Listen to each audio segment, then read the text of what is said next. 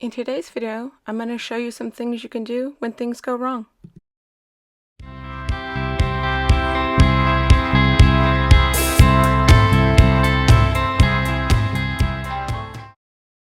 Hi, I'm Stacy. Welcome to my channel. I hope you enjoy and are inspired to create. We're going to be jumping right in. I'm using this stamp set from Picket Fence Studio. It's called Hey Hey Hey. It's a cute little scarecrow stamp set. And I'm just going to be stamping that up with some Copic friendly ink and paper. And then I'm going to color it. And then we're going to see all the mishaps when stuff starts going wrong here in a bit. But this first part is pretty smooth sailing, so I'm working from my darkest to my lightest, and then I'll go over it a second time to extend any shadows or smooth anything out. And I'm just going in and coloring up the sky. I'm going to leave my shadows there on the right hand side as if the light source is coming from the left. So I haven't been around for a while. I have shared a couple of videos with other things I've made, more so like decor pieces. I've been having fun with those foam pumpkins and making them over, and I've just been busy, so, and I've got other things going on, so I'm sorry I haven't been on here quite as much or haven't been as active. But I'll try to put some more stuff out. It was nice to make a card because it's been a while. And maybe that's why I had so many mishaps. There were quite a few, guys. But you'll see how I got over them. How's everything been going for everyone? I hope everything's going well. I hope that those of you that are in cooler areas that are enjoying the fall weather starting to come in. It's my favorite time of year. I know it is for a lot of you too. And I just love when the air starts getting crisp and the leaves start changing and there's a nice breeze. And I just love all the changes to nature. So I am giving him some jean overalls. That's why I chose those blues. And then I'm just going to do like, you could color this checkered shirt up in one color. You know, I did extra. You know, nothing new for me, right? So I did do it in like a olive green and a red. And I think one of the reds I used was a little bit more of a burgundy red. So I thought it would go better with the green. And I thought with the tan, you know, the tan burlap color of the scarecrow, that they would go well and read fall instead of Christmas, especially using that olive green instead of a Kelly or bright green. But you let me know. I didn't even think about it, but I thought it looked fall. And I just went in. You could use one color too. If you just wanted to color the little checkers up, you could just use, instead of shading like I did, you could use one color. So you could use a green and a red, or a red and a tan, or a green and a tan, or whatever colors you want. And then I did his hands the same color as the face. And then I'm going in, and that's what I'm doing with the hat as well. I'm using that same color. The same colors as I did on the scarecrow itself. And you're going to see me go back in and I'm going to darken it up because it's too similar to me, even though I used more of the dark E40s, the darker brown. To me, it was just too similar. So I brought in another set, a couple more E40s that were the darker shades and darkened it up a bit. But to me, it was a little too close.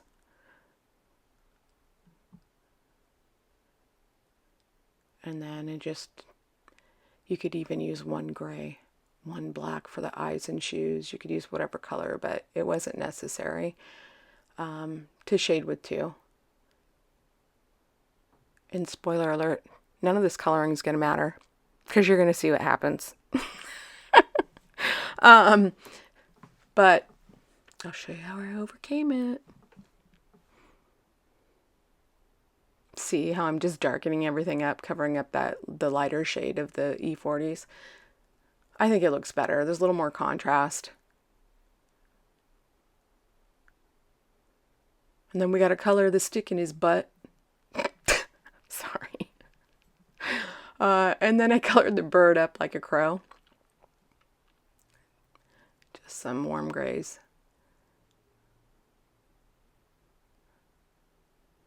And probably 2 would be enough, but I went ahead and used 3. Remember? Extra. Oh, and I went back in with a little bit of a darker warm gray for the eyes and the shoes. Okay, so I made these masks. I just usually stamp it out on copy paper. I use a 2-way zig glue pen, and it becomes repositionable after it dries. This literally sat for a couple of days after I put it on there, and did you see I didn't rub it on my hands or, my clothing to help remove some of the tack? Well, that becomes an issue later. And I had cut it like that in multiple pieces because I had a different idea that I was going to go with in this card, but because things went wrong, I had to pivot. So you could cut that mask out of one piece if you wanted to, multiple pieces, whatever works for you. But as long as they're butted up against each other, you shouldn't have any bleed through. And I don't, but you'll see what happens. So I'm going in with my Distress ink here, and this color is laying down great because I thought, oh, I'm going to do like a sunset, with the warm colors, with the yellow and the orange. And so this one laid down great, and then I'm going to go in with my next color. What is that? Fossilized amber. Really pretty color too. So the first one was Squeezed Lemonade, and I did that because I wanted that bright to peek through, and I'd already had the grass cut out that I'm going to bring in here later. So I didn't go all the way down to the bottom. I wasn't super concerned about all that stuff at the bottom, and that's why it didn't get masked off. So I'm going in with this Fossilized Amber, and do you see how it's going down blotchy? The ink pad is nice and juicy, so I don't know what was going on. I think it's my brushes. They just weren't laying down the ink evenly, and I was like, what is going on? And I experienced that with the next one.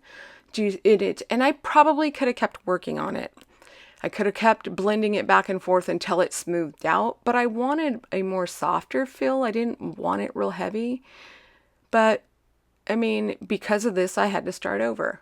That mask peeled up, no biggie. I pushed it back down and blended from the other way since one side was peeling up. So same thing with that color. So I'm like, okay, I had realized that there, do you see all that red everywhere?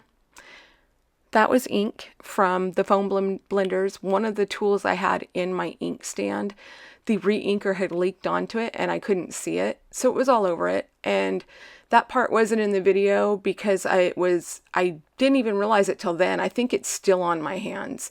So I had decided I was going to go in with Distress Oxide inks. Well, I like foam blenders for that, and that's why that red ink's there. So I'm like, okay, what am I going to do now? Well, I changed the scheme. The color scheme for this guy is still the same.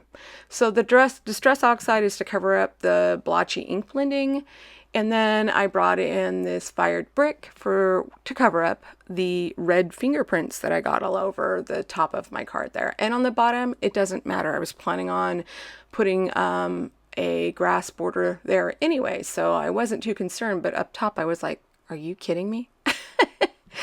Okay, so I'm working it, and I think the background comes out really pretty. And you just blend in between the two colors. So you lay your colors down and then you use your ink blender to help get that, smooth that a bit more. And so here's the grass border that I was going to bring in. So everything's going to plan except for the original ink blending and the fingerprints. I was able to correct that. The grass is what I had already planned and cut out. And I'm just going in with some Distress ink here and blending it. Now, in the end, most of this ends up covered up, so you really wouldn't need to do it. There's only little bits of peeking out, and you wouldn't even need the grass border. I'm not sure if I brought the dye in. It was a Lawn Fawn dye, and let me look at, I have it right here.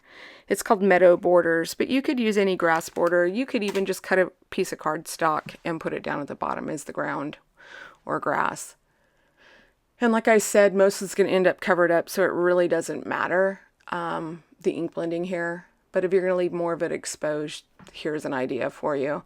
And I would use a bigger brush. I thought it was going to work just fine with this little one, and it does, but it's more work. So here I'm going to pull the mask up. Usually I do my ink blending first, I mask and then do my ink blending, but I had a different plan originally. Now look, did you see how that tore up part of the paper, the cardstock on the face? Okay, the one on his hat, not so bad up there at the top. That's not a big deal because I was going to use a stencil to add fall leaves to it. But like I said, things went wrong. So I wasn't super concerned about that because I thought I'll just bring in die cut leaves. Well, the face, that is a problem. So my first try to fix it was to color right over it. I thought, okay, it's cardstock, right? Same cardstock, the color should blend in pretty well. Well, I don't know, the paper probably has a slight coating on it. I don't know, because you can still see that tear. And I could have let it dry, and I probably could have left it, and most people probably wouldn't have noticed it. And the stick that I didn't mask off, I wasn't concerned about that because I knew I could color over it with markers. So here I go coloring it, and I'm just filling in that hat, coloring it a little bit more too. Part of the masking, because when I cut my mask, I cut them on the black line. So when that Distress Oxide went over the edges of those lines, it leaves that chalky finish. So I brought my Memento black ink pen in because it's the same ink I used to stamp the image. And I'm just going over some of the lines that, you know, have that chalky finish to them. The parts where I ink blended over the little bits of hay that are sticking out. And I'm just adding them back in. The legs, you know, darkening them back up so they match. Same thing with the little, what is that, corn stalks, wheat stalks. And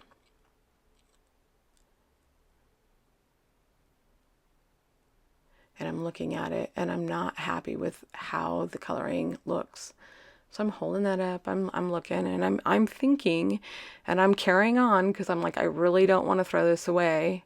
I've already ink blended it twice. I've colored the image. It's typically why I don't color the image first, but I pivoted even with the ink blending because I was going to go a different way in the beginning, and that's why I colored it first, and then I decided to do ink blending. And so I'm just drawing in a few more stalks in there. I thought I needed more filling out. And they're not perfect. They don't match the stamped image, but I don't think that really matters. It's just texture, it's just filler, and it's in the background. So there's no really artistic skills required. It's just lines with little flicks off of it. So I thought, let me try coloring it with a colored pencil. They're more opaque, and I'm coloring it in. And then I realized, okay, the darker I went, the heavier I went, it kind of did blend in there. And then after I color all that in, I bring in some Gamasol to blend it out. Because if you blend out colored pencils, they look very similar to Copics. Are they exact? No, they are not. But they smooth out. They get rid of that waxy finish. They almost become more like a wash. Or they just blend out. And they honestly, look, thumbs down. I was not happy, so I'm restamping the image. But I tried to salvage it before I got to this point. I really didn't want to have to fussy cut this guy out. There's so many intricate pieces. But I restamped him, I colored him exactly the same, and I fussy cut it. And then here's the leaves I brought in. Originally I was going to use a stencil. These are some Lawn Fawn leaves. And they are called, I think it was on the screen, Stitched Leaves. Very cute. And so I'm just taking some different Copic markers and I'm coloring them in. You could do this with inks if you wanted to. I just used some of the colors I used in the Scarecrow and then brought in some other fall colors. So it's up to you. You could cut them out of colored cardstock and just do that. You don't have to color them in, but I wanted the leaves to be changing. So, like I said, I gotta always be extra.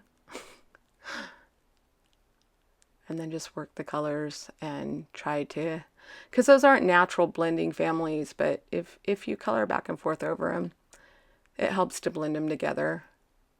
It's mainly the getting that cardstock saturated and letting them do the work. See, there's the new image that I colored. I fussy cut them.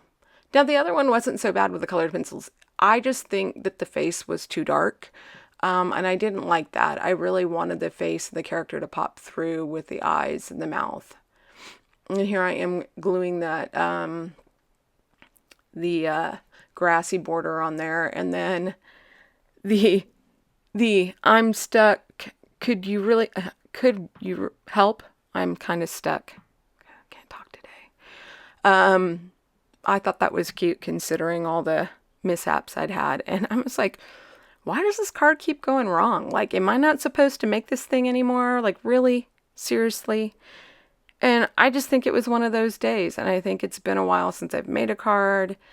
I think sometimes, maybe not taking the steps, like me not taking and making sure those masks weren't super sticky. I skipped that step. I usually don't. Not sure why I did.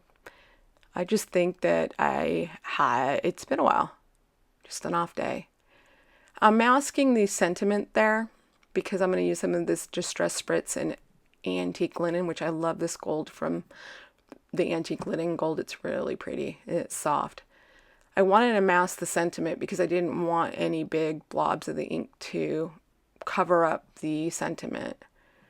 I'm going to add some glossy accents to the eyes and buttons. And then I decided after letting that dry and coming back and looking at it like a day or two later that I really wanted to add a little bit more to the card. I wasn't super happy with just the grass border.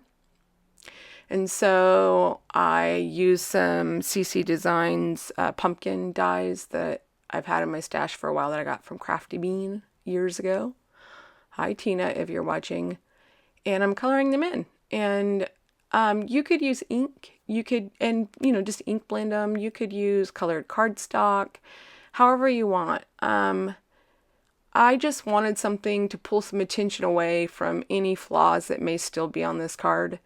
And I think these pumpkins are really pretty colored up with a little bit, I don't know.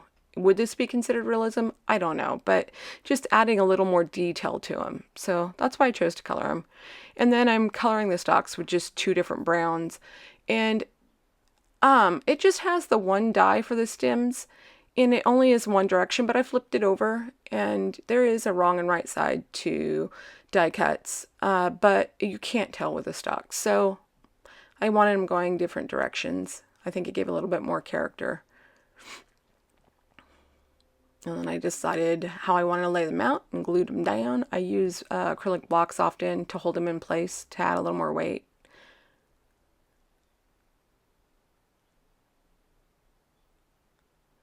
And then I wanted to add some of that shimmer, the Distress Spritz, to the pumpkins as well. So I'm masking off the sentiment again, and I masked above it too, because there's already, spatter there. And you just have to make sure you shake these spritz up really well so that all the powder, the mica powder that's down at the bottom, is shook up. And then I'm trying to go in with a little bit of a lighter hand because I don't want to overdo it on the background. I just keep adding it.